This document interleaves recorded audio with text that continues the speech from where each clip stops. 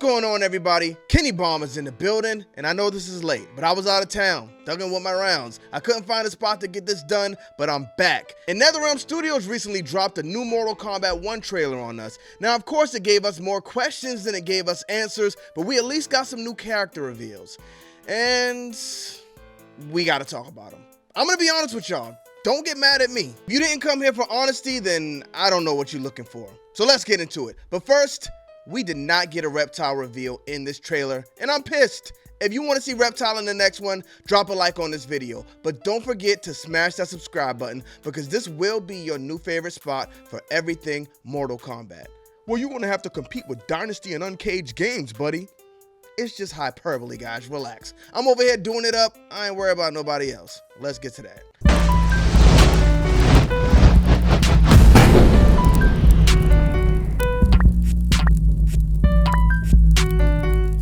Run, boy, they coming on. All right, full trailer breakdown. Y'all ready? Let's do it.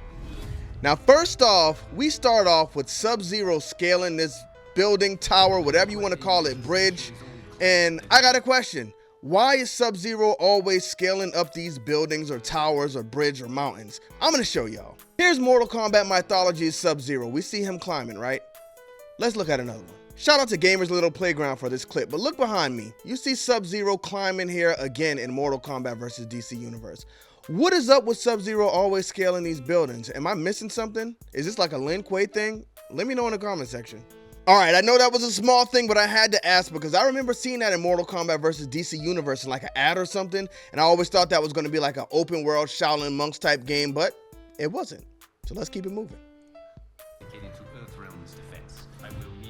All right, so here's another thing that stands out to me. Every time we see Sub-Zero interact with Liu Kang, he has this nasty look on his face, and the mask just happens to be off for us to catch the vibe. And don't tell me this ain't a nasty look, because it's the nastiest. And to everybody telling me Sub-Zero is not a bad man, I'm telling y'all, after this trailer, he's definitely the baddest.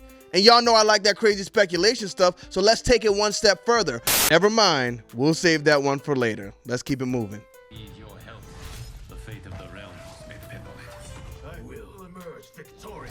Now look at that scene here. Perfect stop, perfect pause. Do they have to spell it out any further for us? Before we dive into this scene, let's look at it. Shout out to MK Ice and Fire for this one. Now this is directly from Mortal Kombat Deception. We see Onaga pop up, and who do we see wake up when Onaga pops up? We see these minions, the undead army. Who is shown in this picture? This is the same undead army.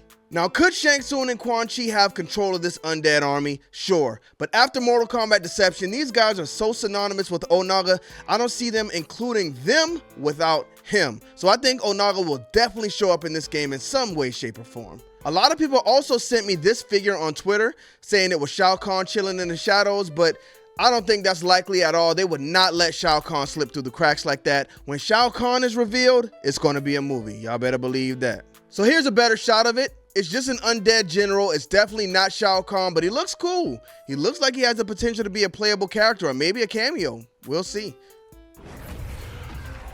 So here we have Scorpion melting the sword. Whew.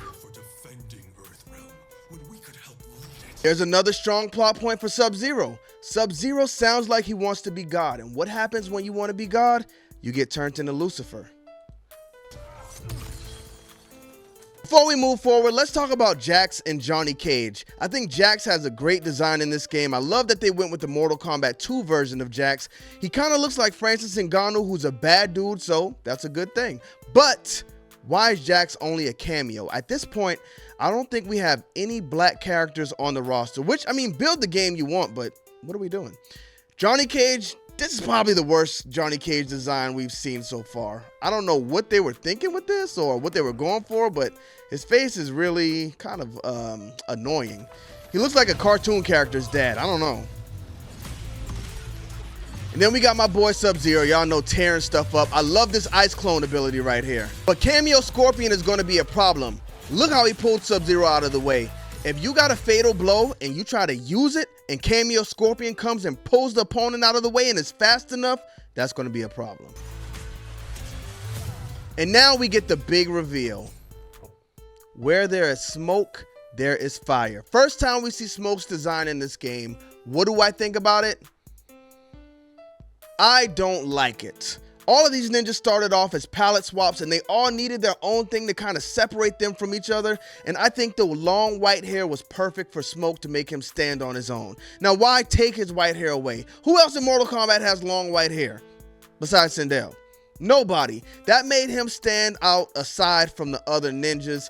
And we got Scorpion running around here with a bun on his head. We got Sub-Zero running around here with a bun on his head. So what do we do with Smoke? We don't want him to have long hair because those two have long hair, so let's cut it. I was never a Smoke fan, so I don't care either way, but that was one thing that actually made the character at least look cool in my opinion. Now, she looks like a dude with a gas mask on and gray hair. But who is this dude with the gas mask on and gray hair? Because if we look here, you know what? Let's get a better look at it. One thing everybody wants to figure out, is Scorpion Kuai Liang or is Scorpion Hanzo Asashi? This Lin Kuei trailer just brought even more questions because can Smoke actually be Kuai Liang? Look at Smoke's eye. We can see that same scar Kuai Liang has running across Smoke's eye.